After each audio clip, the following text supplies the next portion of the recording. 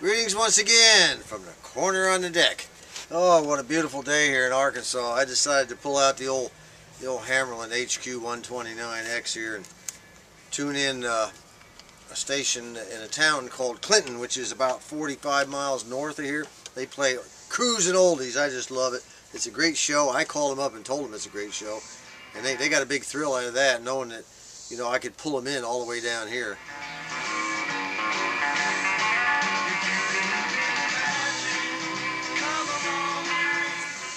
Anyway, I've decided not to keep you in the dark any longer on the mystery box. You know, you all have waited long enough, and there was a reason for that. I had to improve it. It had some condition problems that needed to be taken care of. So here's what was in the box. This is what it looked like. It's pretty good shape, you know. It's really not bad condition at all. At least it's not dented in or banged, and the feet, you have, you know, the felt pads in the center of the feet are even in very good condition. I'll probably still take another stick-on pad and just put over the top of these. I don't think I'll remove them. Now these legs, they just unscrew. I can unscrew them and work on them separate from the cabinet when I go ahead and paint it. And it does have some rust. Let me get over here. Get this thing up, as you can see right here. There we go. It does have some rust right here at the bottom, and this is the worst part up here at the top. But you know, I can take care of that. That's the only rust on it, I think. The inside looks real good. Could use a coat of paint in there too, I guess. That's where they failed to. They sprayed everything and they failed to paint it. And I might be able to go ahead and remove the inside of this this thing right here. I don't know. I'll have to find out. We're going to work this baby over from top to bottom. We're going to make it look real good. Now that's the case. Now the speaker that came with it was one of those typical Jensen Alnico 5. It doesn't even say whether it's a 6 ohm, 8 ohm, or whatever. But anyway, since the Hammerland 129 HQ129X takes a 6 ohm speaker, I'll be able to use either a 6, a 4, or an 8. So this one here was really damaged when it came in. The seller said it just had a hole in it, but I guarantee you it had more wrong than that, which I anticipated. It's not a problem. And I did my best to patch the whole thing. You know, I put a lot of that dryer cloth on there and got it pretty solid. It's pretty solid now all the way around. Boy, it was just all torn to pieces. So what I'm going to do now, I also removed the dust cover and looked down the side there, and it all seems to be working okay. If the results are no good, if the thing is just not going to function because it was so damaged and my patchwork just couldn't salvage it, not a problem. I've got my eye on another Jensen speaker that I can pick up for it that'll just bolt right in. Nice speaker too. Right now I'm taking some medium grit emery cloth and I'm breaking up the rust on this the side, that real rusty side of the speaker case. And then once I get it really broken up and really down the way I want it, then I'll go ahead and start showering down on it with the navel jelly. You know, the more help you give the navel jelly, the better it works. I'm happy to say that all the rust has been removed from this thing. The old navel jelly did its job. Did a real good job, as a matter of fact. It's all gone from there, all gone from the inside. Really nice. So what I'm going to do now is go ahead and take some of this 600 grit paper and some water.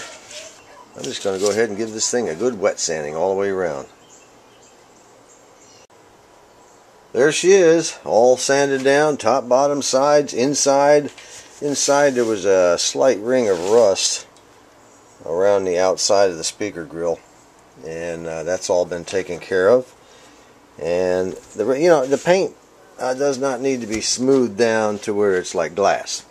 The reason being, it was textured to begin with, and I'll be putting some of this primer on it here, some of this dark automotive Rust-Oleum primer. I'll prime it with that first, And then I'll be applying a textured paint to it that matches the paint I used on the Hammerlin receiver that this thing will be going to. It matches up to. So they'll both look exactly the same. So let's get all this messy sanding crap off of here now and clean it up and dry it up. I'd like to get it dry and get at least one coat of primer on it before going to work today. I don't like leaving bare metal sitting around. The inside has been primed. I'm waiting for it to dry right now. Looks pretty darn good in there. As soon as she dries, we'll set this up on a box or something and go ahead and shoot the rest of it. Alright, she's looking pretty good. The thing about spray painting that I've found over the years is, take your time. Take your time. There's no rush. A lot of folks say, "Oh man, I'm getting toward the end. I'm going to hurry this up, make it look good." Don't do that. Take your time. There's no rush. If you have to put 2-3 coats on it, then you just have to put 2-3 coats on it. Just kind of scope it out as you go. I am putting the final coat of paint on this speaker, and what I'm using is Rust-Oleum multicolored textured. It's called Old Iron, and it used to say Old Iron on the can. I don't see it there anymore. It does not match exactly with the old original paint that's on it, but once this stuff dries, it looks very nice. And what I've done here is just paint this back edge first and then put a little bit along the sides. So after this dries, I can flip it over and finish the rest of it. It's Old Iron. I heard about this quite a while ago on the Antique Radio Forum. A fellow was talking about how he used it. So I went out and bought it and used it on that receiver, and it worked real well. So I'm sticking with it.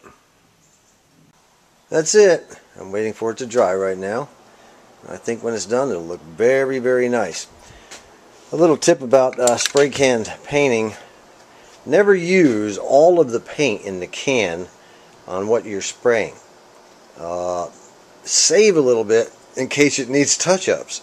When I was younger, boy, I'd just spray until the can was gone. Then I'd say, "Oh man, look at that! I got a spot I missed," and I didn't have any paint to touch it up, so I had to run back to the store and get a whole new can just to do a touch-up. Keep a little bit in the bottom, just maybe a quarter of a can. Now here it is, folks, hooked up to the old Hammerlin here.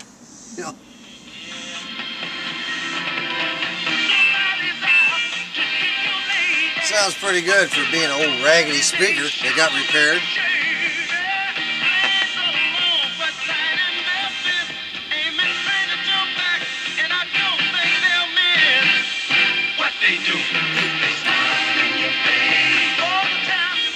I have a lot of fun with this Hammerlin. I'm really glad I got it.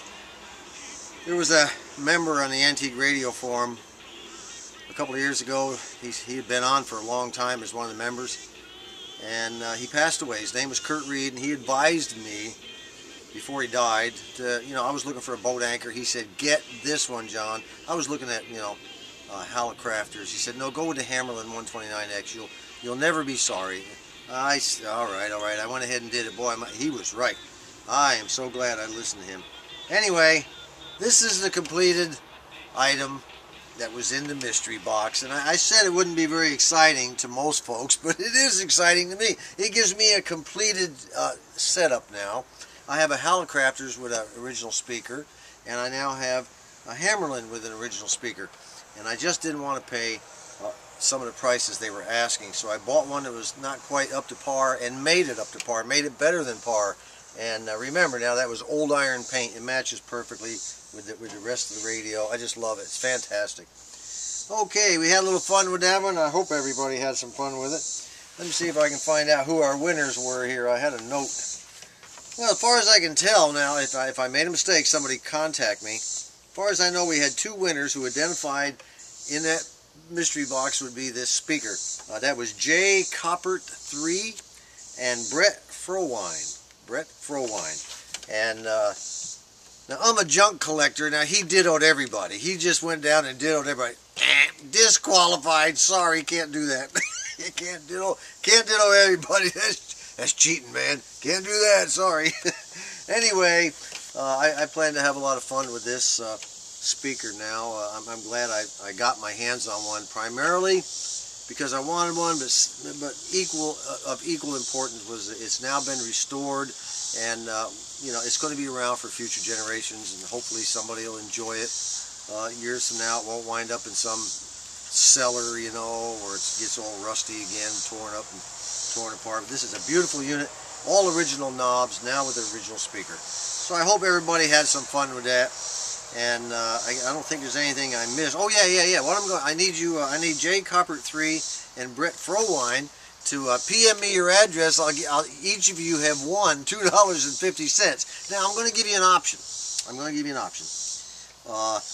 You can go ahead and have me send you the $2.50, which I'll be happy to do. You know, it's a piece of cake. You know, I will do it.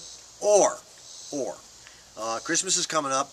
I can take the $5 and put it in the Salvation Army bucket, and I'll make a video of me doing that in your names, and I'll post that on YouTube, that you two in your name have donated a $5 bill. So it's up to you. Now you let me know what you want to do. It's your bread, you know.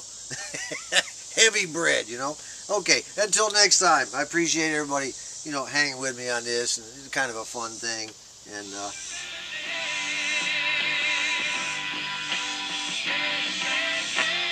I really like it. That's just great. That's pretty loud too. Well, one more thing I wanted to pass on to you about this. This speaker came in two different ways. You could get the empty cabinet when they bought it new.